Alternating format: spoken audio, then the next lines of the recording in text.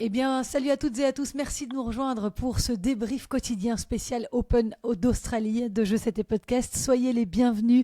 Salut Louis Barrigan. Merci d'être fidèle au poste pour passer en vue les moments forts de cette troisième journée. Salut Christelle, avec grand plaisir de parler de cette journée qui était intense. Ouais, une journée toujours consacrée au premier tour qui se termine avec la night session. Stefanos Tsitsipas est toujours au charbon face au japonais Mochizuki qui lui a dérobé le premier set, mais un match où les deux joueurs ont montré des signes de difficulté physique. C'est vrai que les conditions sont particulièrement compliquées durant ce premier grand chelem de l'année, même si on dit que Melbourne est la ville des 4 saisons en un jour. Aujourd'hui, c'est surtout l'été sur le terrain et les organismes souffrent. En tout cas, ceux de nos joueurs belges ont souffert aujourd'hui et c'est une journée décevante forcément pour tous les fans de tennis que nous sommes. Raphaël Collignon a dû abandonner face à Lorenzo Musetti alors qu'il avait super bien commencé, qu'il menait d'un set et d'un break.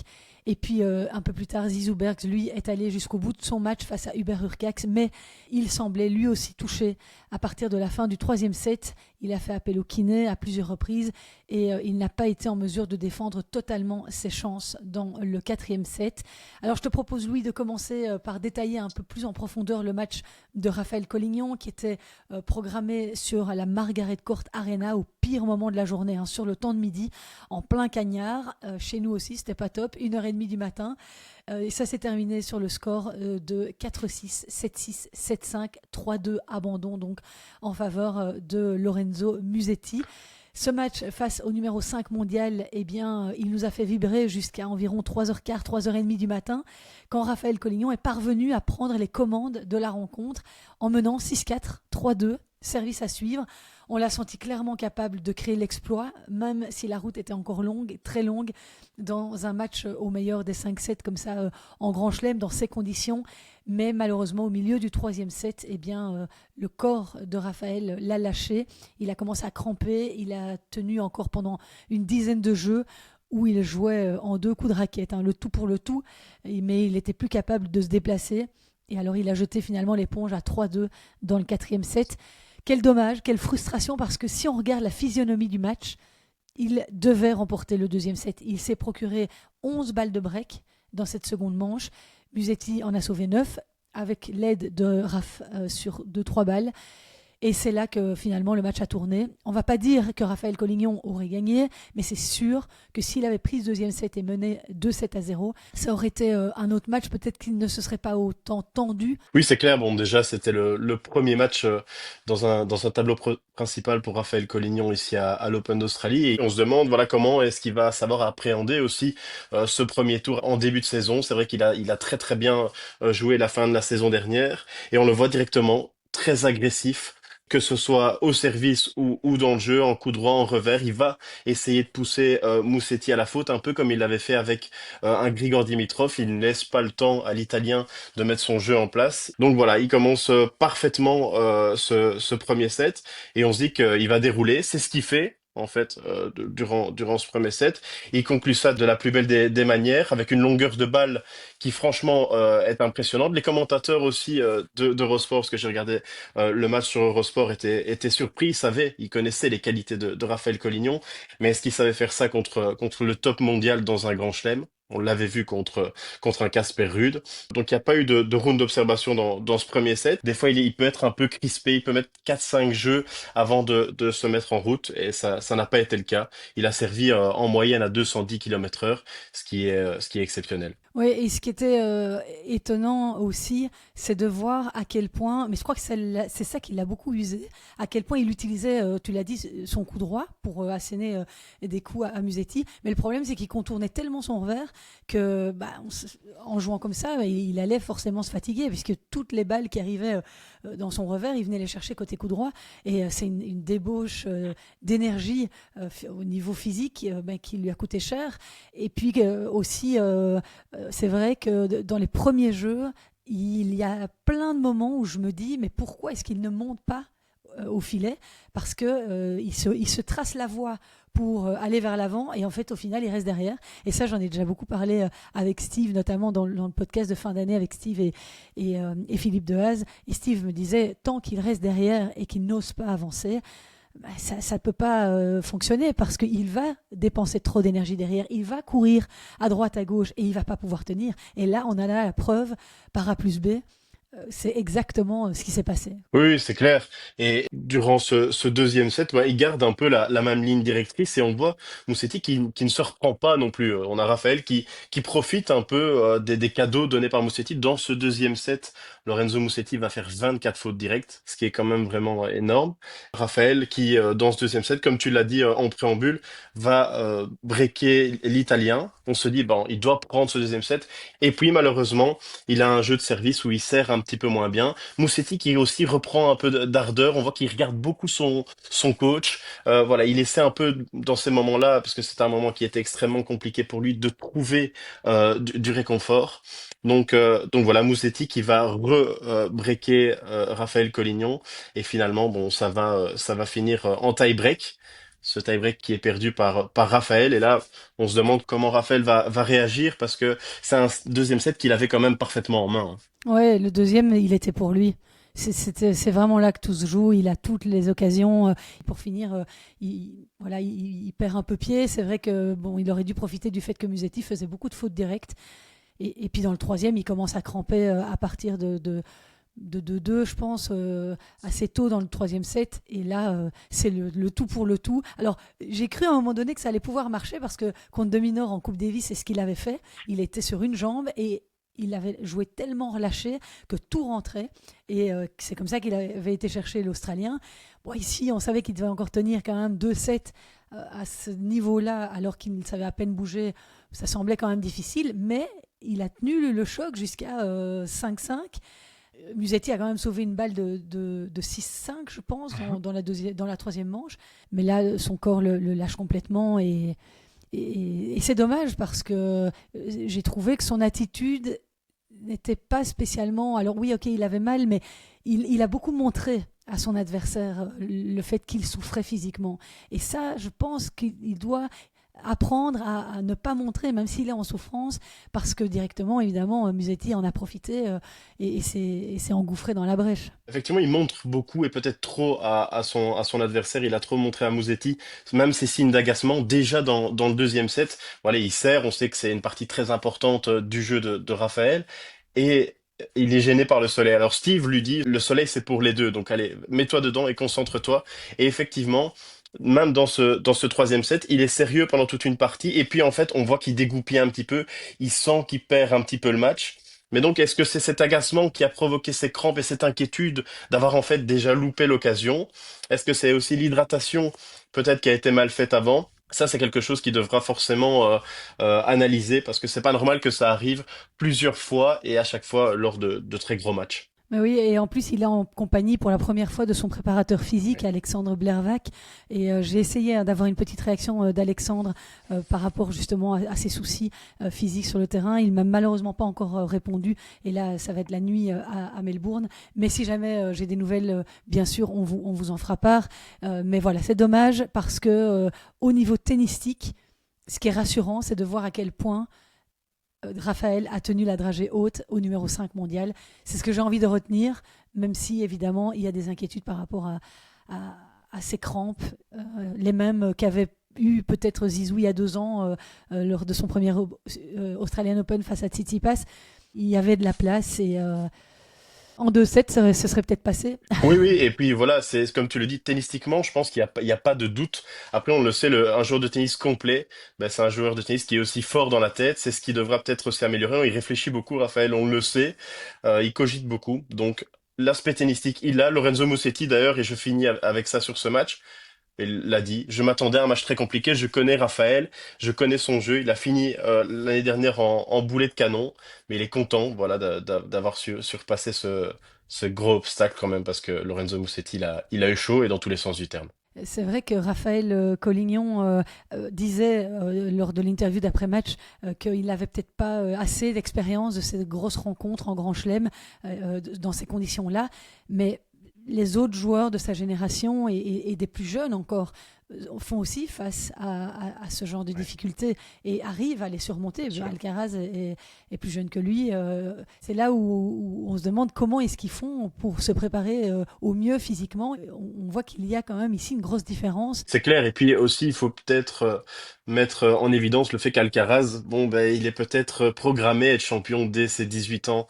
Yannick Sinner peut-être un petit peu plus tard. Donc ces gens-là ont percé très très tôt, ce qui leur a aussi forgé un caractère chez les filles. Une Coco Gauff, une Mira Andreeva, elles ont eu aussi du mal. Elles se sont forgées un caractère. Raphaël a percé dans ce top 100 un peu plus tard. Il a un parcours un peu différent de tous ses autres champions. Et c'est peut-être aussi ça, ce léger retard qu'il a sur les autres. En tout cas, Musetti va jouer un compatriote. Il jouera contre Lorenzo Sonego, un autre Italien tombeur de Taberner, l'Espagnol. Et puis Luciano Darderi a lui aussi gagné contre Christian Garin. Et je me demande dans quelle mesure Darderi n'a pas fréquenté Koboli parce que dès qu'il a eu fini son match contre Garin, il a couru de l'autre côté du filet pour lui serrer la main et puis il a filé aux toilettes. Alors quand on voit l'état dans lequel était Koboli, qui a été vraiment malade comme tout et qui a perdu son premier tour à cause de douleurs à l'estomac, je ne sais pas si ça règne pas un peu côté italien. Là, il faudra que les autres joueurs encore en lice se méfient. Alors l'autre match entre Zizou Bergs et Hubert Hurkacz, eh bien... Zizou avait dit que ce serait un match qui ferait des étincelles. On s'attendait à un gros choc. Ça n'a pas vraiment été le cas en termes d'intensité, simplement parce qu'il n'y avait pas beaucoup d'échanges. C'était surtout un match de serveur. On sait qu'Hubert Hurkacz sert relativement bien. Il y a eu exactement 3 balles de break, je pense. Après 1 heure et demie, il y avait eu 3 balles de break. Donc c'était vraiment un match qui se jouait surtout sur le service. Et ça s'est un petit peu animé dans le quatrième set, mais là aussi, Zizou a montré des signes de faiblesse physique. Il avait mal au pied, puis après il a montré sa hanche. Le kiné est intervenu à plusieurs reprises et il est ressorti du terrain un petit peu en boitillant après avoir perdu donc en 4-7. Oui, c'est clair. Et j'ai envie de dire qu'en fait, quand on regarde un petit peu et qu'on analyse les deux matchs, c'est un scénario qui se rapproche un petit peu de celui de Raphaël Collignon. Ils font tous les deux un premier set qui est remarquable. Le premier set de Zizou Bergs contre Hubert Hurkacz, c'est un énorme serveur. Ben, Zizou lui répond 87% de points gagnés derrière sa première balle. Et puis voilà, il y a une toute petite brèche qui s'offre dans le tie-break à 6-6. Hubert Hurkacz fait une vilaine double faute et directement Zizou s'engouffre et en profite pour prendre ce premier set. Donc c'était une vraie bataille de serveurs. Il fallait pas faire la faute parce que la moindre faute allait profiter à l'autre et Zizou a fait un super premier set avant effectivement de voir un regain d'énergie d'Hubert Hurkacz dans le deuxième. Oui, et il y a eu beaucoup de fautes directes aussi dans ce match. 89 fautes directes cumulées, 49 pour Hubert Hurkacz, 40 pour Zizou. Même si au quatrième set, j'ai l'impression qu'il y avait un petit peu plus Oui. d'échanges en début de quatrième set. Là, il y a eu des points un peu plus spectaculaires. Pour le reste, pendant les 2 premiers sets, on est resté un petit peu sur notre faim, mais aussi très belle performance de Zizou qui tient tête à ce joueur qui a montré en début de saison qu'il était vraiment bel et bien de retour après avoir été écarté pendant plusieurs mois. Il n'a pas pu jouer le Wimbledon l'année passée, il n'a pas pu jouer l'US Open. Là, il était bien de retour depuis cette victoire en United Cup et toutes les victoires qu'il a signées là-bas. Et c'était encourageant de voir Zizou performer à ce niveau-là. C'est super encourageant pour la suite, après un peu comme un Raphaël. C'est vrai effectivement qu'on le voyait un petit peu regarder son pied, mais quel aurait été le match s'il n'avait pas aussi forcément ce pépin physique? C'est toujours la question, parce que il avait en tout cas toutes les armes dans ce match et les statistiques le confirment. J'ai évoqué les statistiques de qualité de service dans le premier set. C'est la même chose dans le deuxième set. Il a 88% de points gagnés lors de son premier service. Il va au tie-break. On sait que c'est ce qu'il faut pour embêter Hubert Hurkacz. Il est même des fois extrêmement agressif. Donc qu'est-ce qui a cloché? J'ai hâte en tout cas d'avoir sa conférence de presse pour en savoir plus, parce qu'il doit être vraiment déçu. Quand on fait un premier set de la sorte, on s'attend à poser encore beaucoup plus de problèmes que ça à son adversaire. On le voit quitter le terrain à la fin du match. Il a l'air extrêmement triste. On le comprend. Il boitille un petit peu. Il avait pourtant si bien commencé. Donc c'est vraiment dommage. Et il y a il y a de quoi avoir des regrets aussi pour Zizou. Justement, on a reçu la conférence de presse de Zizou Bergs. Donc, je vais juste lire le début et puis je vous renverrai vers mes réseaux sociaux où je vous mettrai de plus grandes parties. Mais il confirme qu'il y avait des opportunités. Il y a 3 jeux sur son service, malgré ses grosses frappes où j'arrive à 40 j'aurais pu obtenir plus de balles de break. Et si j'en avais converti une, ça aurait pu faire la différence. J'avais une bonne dynamique dans ce deuxième set, puis je l'ai un peu perdu. Et il m'a fallu du temps pour revenir dedans. Mais c'est épuisant de jouer contre un tel profil parce que tu dois te battre constamment Mhm. sur tes propres jeux de service. Mhm. Avec les bombes qu'il envoie, tu dois rester ultra alerte en permanence pour voir où il sert. Mentalement, c'est très fatigant d'être au taquet sur chaque point. C'est un vrai défi. Voilà ce que Zizou a confié à notre compatriote Philippe de Hulf, qui est représentant là-bas de Tennis Belgium. Et puis par rapport à sa cheville, eh bien, il explique qu'il a eu un petit problème bien connu, sa cheville s'est bloquée, ce qui provoque une douleur. Il dit qu'il faut juste la manipuler pour la débloquer et ça va généralement assez vite mieux.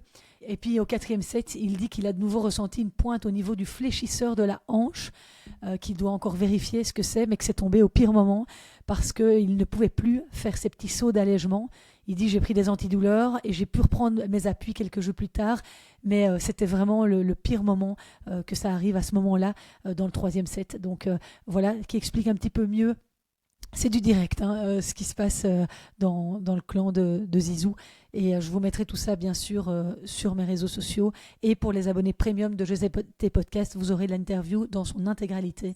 Mais voilà ce qu'on pouvait vous dire pour cette rencontre et la fin du parcours de nos Belges dans le tableau masculin, déjà.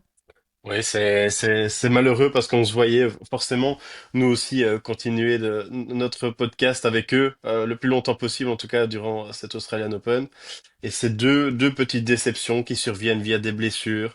C'est un peu dommage, mais il y a aussi de quoi être positif parce qu'il faut le rappeler, ils ont quand même joué Lorenzo Musetti et Hubert Hurkacz, c'était pas n'importe qui. Côté français, ça n'était pas non plus une grande journée, si ça peut nous rassurer. Hugo Gaston a dû lui aussi jeter l'éponge face à Yannick Sinner, blessé aux abdominaux. Valentin Royer a bien résisté en arrachant le second set, mais il a finalement perdu contre Taylor Fritz. Et puis Giovanni Mpetshi-Perricard a été sorti en 5-7 par l'étonnant Sébastien Baez. Impressionnant depuis le début de la saison. On ne l'attendait pas à ce niveau-là sur surface dure. 3 victoires en l'United Cup contre Stan Wawrinka, Taylor Fritz et Rome Munar. Et puis finaliste à Auckland où il a perdu contre Jakub Mensik. Il avait notamment battu là-bas Ben Shelton en quart de finale. Donc il confirme ici à l'Open d'Australie en sortant le toujours dangereux Mpetshi-Perricard en 5-7. On peut dire que l'Argentin est en feu. Oui, c'est vrai que ce match posait beaucoup d'interrogations parce que on sait que Giovanni, bon, il est très dangereux, c'est peut-être pas le joueur le plus beau à voir, mais il y a une statistique, Giovanni Mpetshi-Perricard est évidemment connu pour sa qualité de service. Eh ben, qui fait le service le plus rapide dans ce match? C'est Sébastien Baez avec 230 km/h. On sait c'est pas le joueur le plus Non, mais c'est grand. fou ça, Donc ça, c'est une statistique qui incroyable. est complètement incroyable. Le match va en 5-7 et pour la statistique, ben, Giovanni Mpetshi-Perricard a joué 6 matchs dans sa carrière en 5-7 et il en a perdu 5. Le seul qu'il a gagné, c'était contre Sébastien Corda à Wimbledon. Et autre petite stat, Sébastien Baez a remporté 8 matchs sur dur cette année. C'est autant de matchs qu'il avait gagné sur dur sur les 2 saisons dernières. Il a 8 victoires en 34 matchs disputés sur dur en 2024-2025. Il a déjà fait mieux que lors de ces 2 dernières années. Donc on comprend forcément pourquoi il est complètement en forme et il va falloir s'en méfier de ce Sébastien Baez. Ouais, la surprise du moment, Sébastien Baez, alors que Stefanos Tsitsipas est à l'interview, donc il a gagné finalement son match. Ça va mieux aussi parce qu'il avait aussi quelques petits soucis au niveau de la cheville. Il a appelé le kiné. Son adversaire japonais a aussi appelé le kiné. Enfin, tout va bien dans le meilleur des mondes en Australie. Ils vont tous bien. Alors toujours côté français, élimination de Gaël Monfils par l'Australien Dane Sweeney, 182e joueur mondial issu des qualifications. C'est le 20e et dernier Open d'Australie de Gaël Monfils et il a été sorti en 4-7. Un match très disputé avec quelques échanges spectaculaires comme toujours quand Gaël Monfils est impliqué. Mais cette fois, il n'a pas réussi à se sortir d'un thriller comme il a l'habitude de le faire. comme il a habitué ses fans en tout cas de le suivre pour ces raisons-là aussi. Pour ce dernier match, bon, j'ai regardé ça avec attention parce que j'aime beaucoup Gaël Monfils et il gagne ce premier set. Dans le deuxième, il a un break en plus, donc je me dis bon, s'il prend les deux premiers sets, il fait quand même face à un adversaire, Dane Sweeney, qui n'a jamais participé à des matchs dans un tournoi principal en Grand Chelem, un joueur qui est habitué à faire des ITF et des challengers, principalement chez lui en Australie. Et voilà, Gaël, il a exprimé après sur le court, il est un peu comme un Stade Wawrinka hier, sauf que Stade Wawrinka continue l'aventure. Lui s'arrête là, mais il est heureux d'avoir vu ce public encore l'applaudir, très très nombreux, hein, le public, et il était au moins aussi partagé, voire même pour Gaël Monfils, c'est dire à quel point aussi forcément il est apprécié des Australiens et partout dans le monde. Et je me suis dit, est-ce qu'il va aussi un peu jouer à son intox comme il le fait de temps en temps? Il commence à toucher ses chaussettes, on se dit, oh, il est fatigué. On sait très bien que pour Gaël Monfils, ça veut strictement rien dire. C'est plutôt une méthode de concentration quand souvent il remet ses chaussettes en place. Il l'a évoqué. Il est éliminé, mais je pense qu'il sort aussi la tête haute. Et tout petit mot aussi finalement sur Dane Sweeney que j'ai trouvé incroyable. Il a fait des points complètement fous, un peu à la demi-nord. Il se déplace extrêmement vite sur le court. Il a d'ailleurs eu les louanges de Gaël Monfils à la fin de la rencontre. Et ça doit être un truc australien de se déplacer très vite. C'est leur spécialité, ouais. Et il pourrait être tout à fait derrière sa petite femme, alors Gaëlle, hein, puisque Svitolina, elle doit jouer demain son match du deuxième tour face à Klimovikova. Elle aura un supporter assidu en tribune. Alors un autre Français a été battu en 3-7, c'est Hugo Humbert. Ben Shelton a réalisé une toute belle performance parce que Hugo Humbert, il sort quand même d'une demi-finale à Adélaïde. Ben Shelton, après lui, il a aussi une demi-finale à défendre là à l'Australian Open.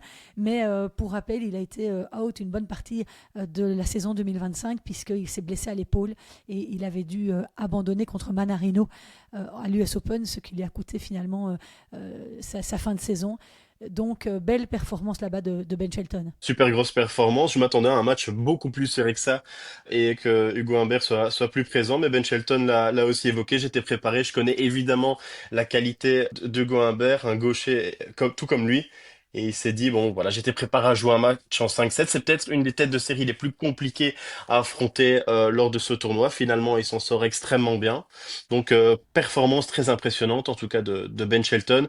Il dit, bon, voilà, je sais que c'est un joueur qui joue extrêmement à plat. Et effectivement, j'ai passé la moitié de mon match sur les genoux, parce qu'effectivement, il faut s'abaisser pour savoir redresser cette balle aussi, qui est fortement à plat. Et il a précisé, Hugo Humbert fait partie de ces joueurs, comme Adrian Manarino, qui sont compliqués à jouer. Alors j'ai été aussi attentive, Louis, au match d'Alex Mikkelsen, hein, coaché par Christophe Vliegen, qui est un habitué de Je sais tes podcasts, donc j'ai toujours quelques contacts avec lui. Malheureusement, l'Américain n'a pas réussi à se sortir des griffes de Karen Khachanov. Gros combat en 5-7 qui s'est achevé par la victoire du Russe 6-3 dans le cinquième set. Oui, c'est le match revanche hein, de Karen Khachanov qui avait été éliminé l'an dernier en huitième par Mikkelsen et Khachanov quand il est bien, il peut battre vraiment tout le monde. Il est extrêmement solide. Moi, c'est un joueur que j'aime beaucoup en dehors du cours aussi. C'est une très bonne personne, paraît-il. Donc, je suis content de le voir avancer dans ce grand chelem. Et tant qu'on parle de Christophe Vliegen, à noter que son ancien protégé Talon Grigspor, avec qui il s'est séparé l'année dernière, a été éliminé, lui, en 3 petits sets par Ethan Quinn, l'Américain. Mauvais début de saison hein, pour le Hollandais, 26e joueur mondial. Il n'a pas encore gagné un match en 2026. Il a été battu par Zverev et Urcax en United Cup et puis sorti au premier tour à Adélaïde. Je me demande si c'était pas contre Hugo Humbert d'ailleurs.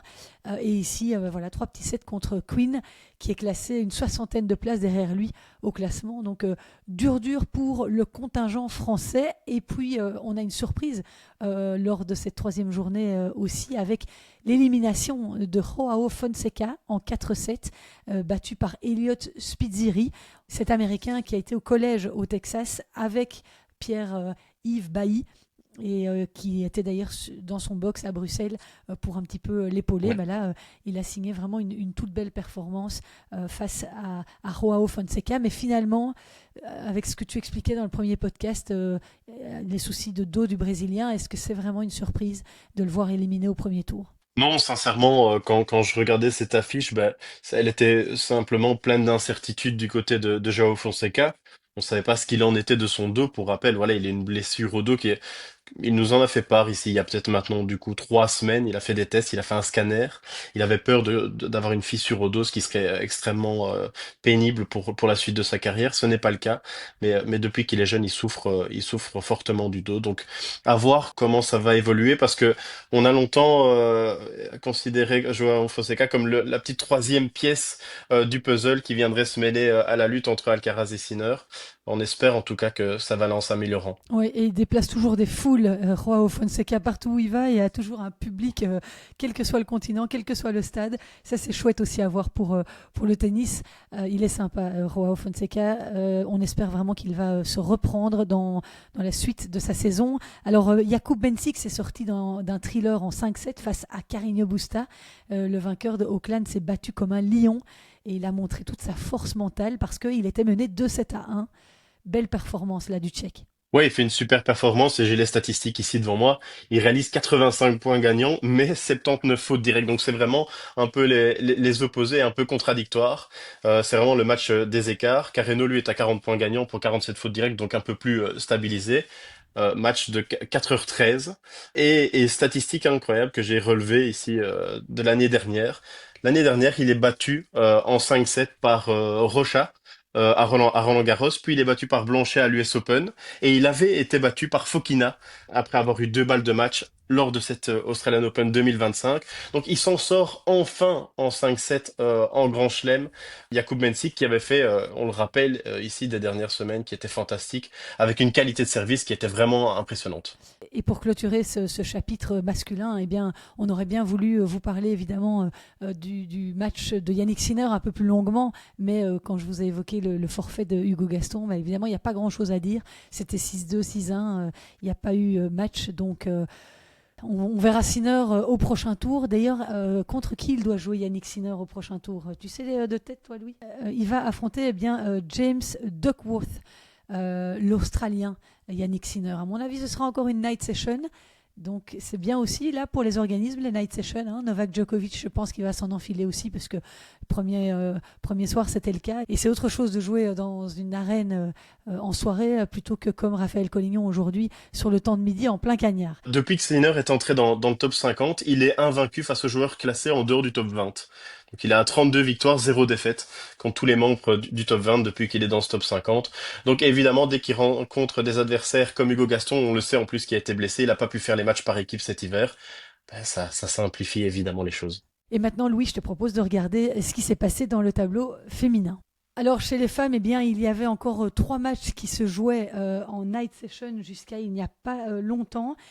Finalement, eh bien, Daria Kasatkina a été sortie par Bartunkova, une joueuse qualifiée. Grosse surprise là de nouveau pour Daria Kasatkina qui décidément a un petit peu du mal à revenir au top depuis quelques mois. Kasatkina, ben, qui était russe et qui est passée australienne. Alors elle a expliqué ses raisons. Ça fait du bien aussi de voir ce type de joueuses et joueurs se confier un peu et parler à cœur ouvert. Et effectivement, elle a affiché sa petite copine en interview qui a été présentée. Elle a expliqué pourquoi ce changement de nationalité et pourquoi passer de russe à australienne. Ben, simplement parce qu'elle voulait être elle voulait être elle-même, pardon. Elle voulait être libre et pouvoir s'exprimer comme elle le veut.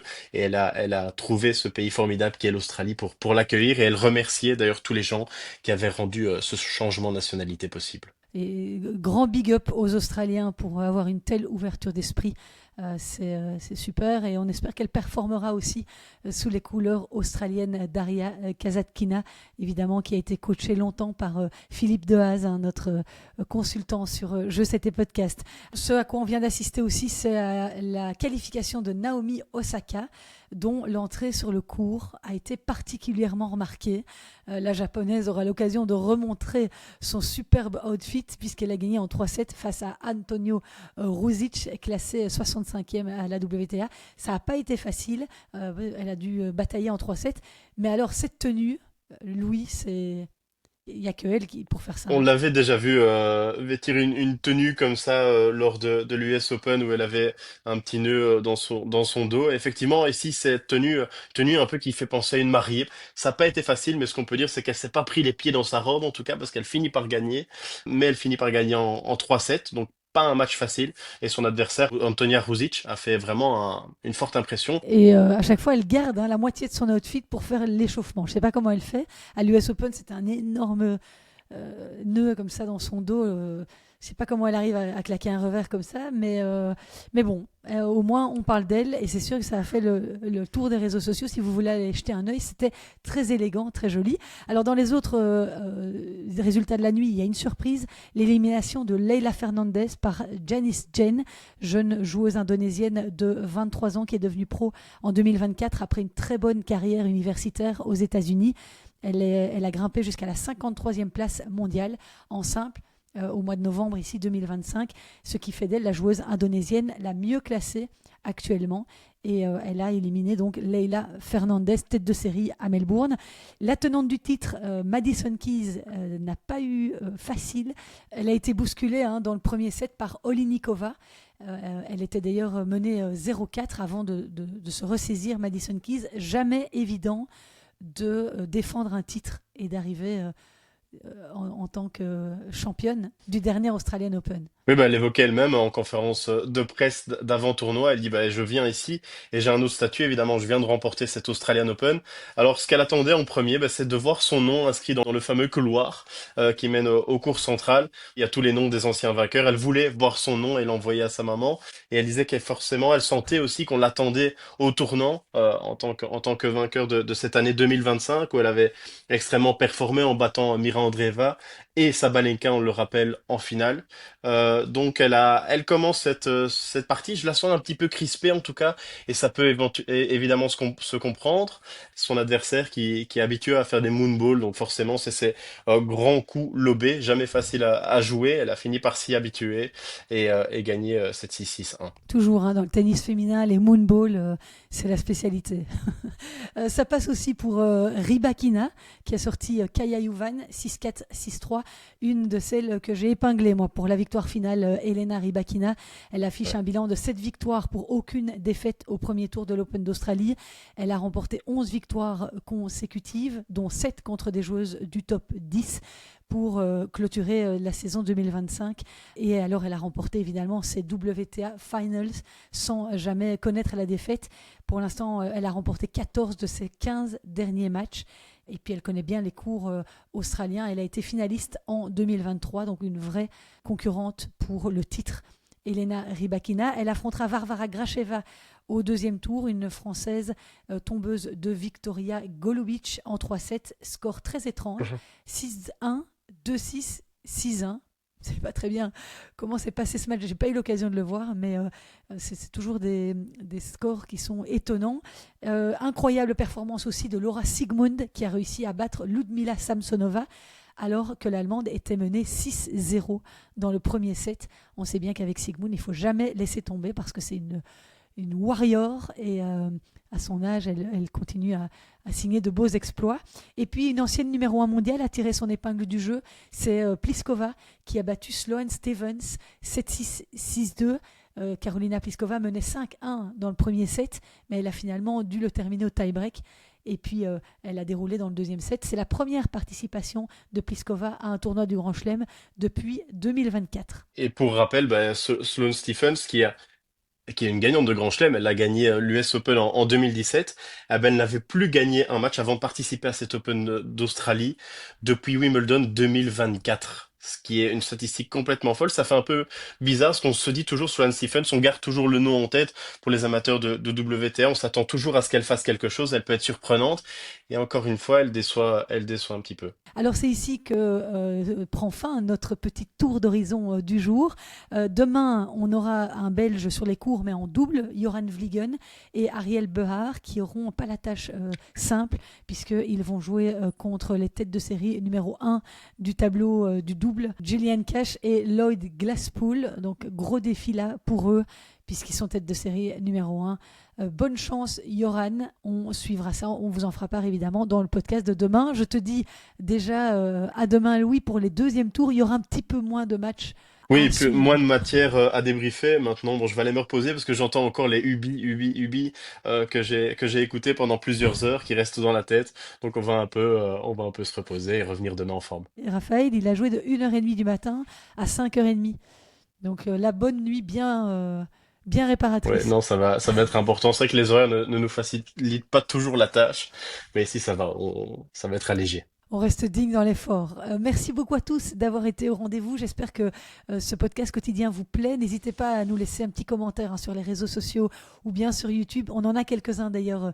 Merci beaucoup à ceux qui en ont laissé. Et on vous souhaite une excellente journée, soirée. À demain. Ciao, ciao.